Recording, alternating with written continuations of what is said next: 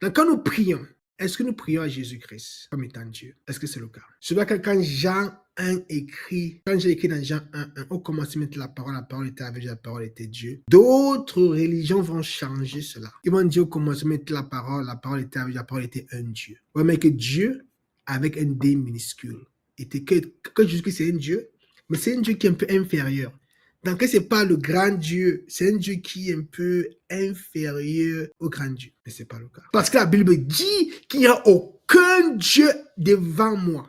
Ce que je dis. Qu'il n'y aura aucun Dieu devant lui. Qu'il est le seul Dieu. Personne ne vient après, personne ne vient devant, personne ne vient derrière. Qu'il y a un seul Dieu. Que tout le reste, quiconque s'appelle Dieu, est un faux Dieu. Il y en a juste un. Il n'y a pas de Dieu. Mais qui est dans Jésus-Christ? Il n'y a pas de Dieu. Il y en a un seul Dieu. Pas d'autre Dieu. S'il y en a, c'est un faux Dieu. Si une personne s'appelle Dieu, se proclame Dieu, et ce n'est pas le vrai Dieu, le seul Dieu, c'est un faux Dieu. Donc, quand d'autres personnes disent que Jésus était un Dieu, ce Dieu ne peut pas exister devant le vrai Dieu. Il ne peut pas exister parce qu'il y a un seul Dieu. Donc, ça ne tient pas. Au commencement était la parole.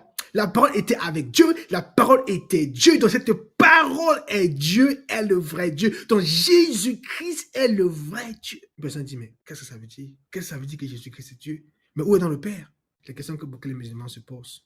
On va prendre ça tout à l'heure.